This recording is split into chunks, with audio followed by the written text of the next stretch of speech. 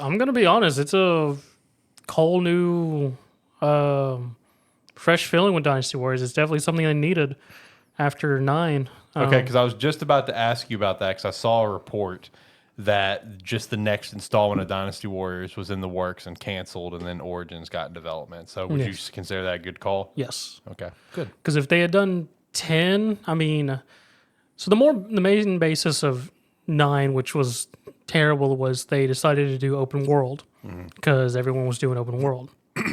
Well, Megaforce did not know how to do open world. Um, the combat wasn't really fun in 9. The whole open world thing was fairly pointless. I mean, it was just a bunch of junk on the map that you honestly don't need to do anything with. There's really no point. Because usually with all the Dynasty Wars, I usually at least finish out each of the campaigns. I managed to finish out one, and I was like, okay. Right. Origins is a whole different thing. They figured out how to do open world for them. Good. Open world is now just a big area you traverse, go to towns to be able to buy weapons and things like that, interact with other officers, do small little skirmish battles to help level and things like that.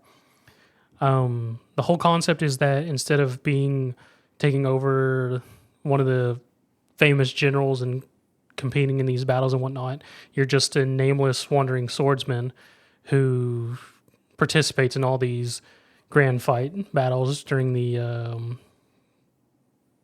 Three Kingdoms era, starting with the Yellow Turban Rebellion, which is the chapter 1. And honestly, it's actually very nice because usually in all the Dynasty Warriors games and previous games have more or less just been 2 and a lot more recently 1 battle.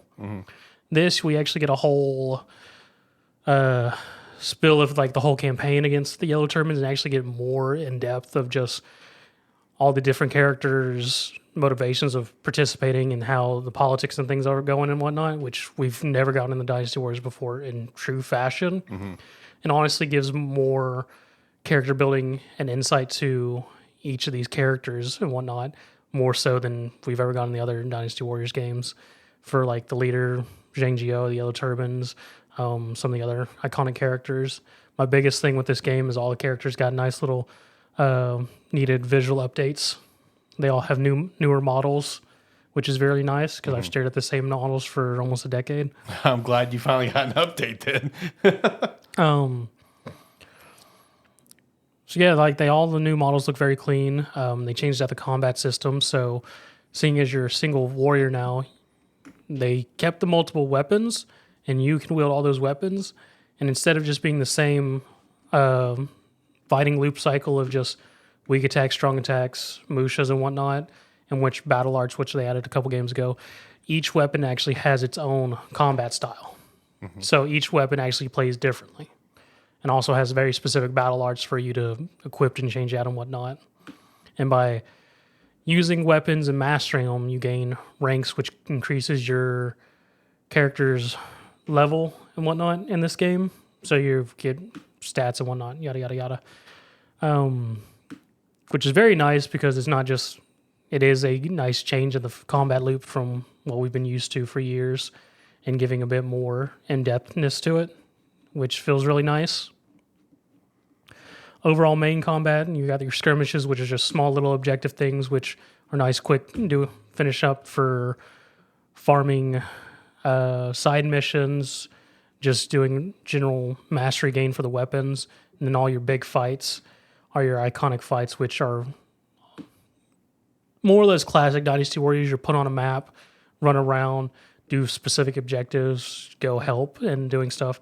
Which one of the big thing we all saw in articles was like, it feels very good on the battlefield of the big battles because one little option they have now is you can have an option on where it leaves the bodies on the battlefield to make it seem more realistic. It just the battlefield's literally scattered with bodies versus used to in the They games. just disappear. Yeah, just instantly disappear. That's a really nice touch, honestly. Yes, and I mean the other really nice touch in terms of just fighting because you are this nameless warrior who, I mean, you're strong. All the characters like you're very skilled and whatnot.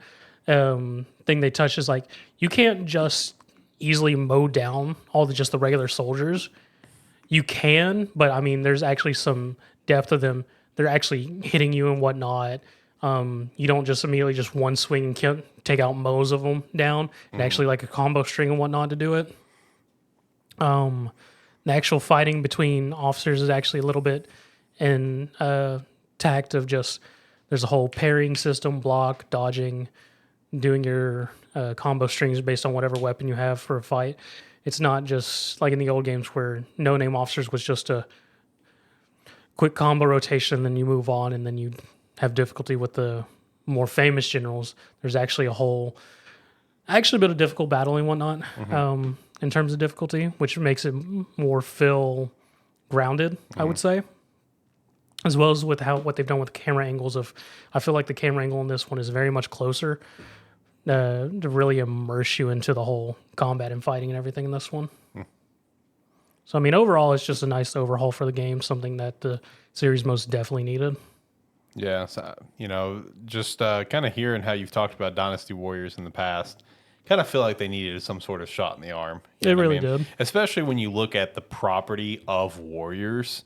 It goes back a while. And you look at how long the property's gone back. You look at Dynasty Warriors, you look at Samurai Warriors, and then you look at like this like spin-off stuff they do with Nintendo, and those are like, which it's Nintendo, so we can understand it, but those are like the highest selling things of your own property. You know what I mean? So it's like, I feel like the way that you've talked about like the open world stuff of like 9 and stuff before, it's like, yeah, kind of need a shot in the arm. So I'm glad they got it with Origins, because like I've seen nothing but very positive reception online with Origins so far. Oh yeah, it's most definitely. I mean, more or less, Dynasty Warriors was just a beat 'em up game. Yeah. This one is actually a very nice single player story narrative experience with the beat 'em up aspect. Right.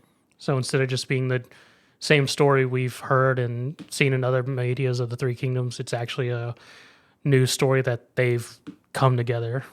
Because within the first chapter, you find out you're Semyamnesic, who was apparently a guardian of peace. You have a little amulet that tells you where there's duress within China, and you're just going up and beating up people to bring peace to China. Nice. Yeah. Glad that it's gotten the shot in the arm that it's needed. That's for sure. I mean, it's kind of nice to hear that it's not necessarily just like stroll into a battlefield, one shot 30 people at a time and move Yes. on. That I could never get into it because it just. I mean, it's a power trip thing. It is one of those. It's like, and it is nice to play something like that every now and then, but it's like that aspect of it is why I had trouble getting into it, because like, it's fun for me for like a mission or two. Yeah. Like, but playing a full game of it, I'm like, man, it's a bit much. Doing like 4 or 5 campaigns of it. Yeah. But it's like, it's like having it where it's more of a fight. Yeah. See, that sounds a lot more interesting to me. At least It is very much more, because like one of the options is there's an immersive mode, which I turned on, in which the more or less the main HUD is just off for most of it. I mean, I have the map in the corner, but for like seeing health and whatnot, for the most part, that's like really small and just it disappears unless it becomes relevant of like, hey, you're low health. Hey, you have 2 HP. Oh. Yeah. It's like, hey, I know we haven't shown you this, but you should probably know this now. Pretty much is what it happens. It's like whenever I take a big hit, it pops up. It's like, hey, you got fucked up. Right. No, that is actually really refreshing. It makes me actually kind of want to try out Dynasty Warriors Origins. I mean, it feels really nice. As I said, it feels a lot more grounded in terms of the combat and whatnot. It just because it isn't just an easy sweep. I mean, you can put it on the easiest difficulty, and it probably is that. Because I want to say there was like 2 or 3 difficulties of just from normal to an easy, and then there's the Madman difficulties that you're on. Not with Dynasty Warriors, especially not with the new system. Okay, I did normal to adjust to the new system first. Okay, fair enough. I know you're a madman in 90% of the games you play. Yeah. So you're just like, fuck it, hardest difficulty, let's go. I mean, if it's a system, I feel like that's not too hard to learn, sure. Yeah. That's... I will say over time, I've kind of become more that way, where I'm like, I know what I'm doing. Right. Pretty much, yeah. I used to be that way. I'm not anymore. I'm a bitch. I just want to enjoy the game and move on. I'm too I busy. usually won't pick because usually like you have the ability to change it in game afterwards. There's always that one that it's like you cannot. If you pick this one, you cannot go back. I'm like, Yeah. maybe on a second playthrough. That's what I just did with Warhammer Rogue Trader. It has what was it called? I want to say it was like called Nightmare Mode. And more or less, once you turn it on, it has nothing to do with the difficulty itself. You can play with Nightmare Mode on like somewhat easy difficulty, but it's just like if you lose a fight or your ship goes down, that's it. We delete your save. Peace. Wow. Yeah. Brutal. You lose one fight, bye. But Brutal. I mean that's the same with like honor mode in Baldur's Gate 3. If you die, you have one save file. It's like because most of the time like you can quick save and have multiple saves and stuff so you can go back to it. Not there. You have one save file. If that file corrupts, you're kind of fucked. If you die, your save is gone. Brutal. See, because I looked at it and went, I want to turn this on, but I never played. I don't know how this tactics game is. So I was like, second run. Yeah, second run. Hold off on it.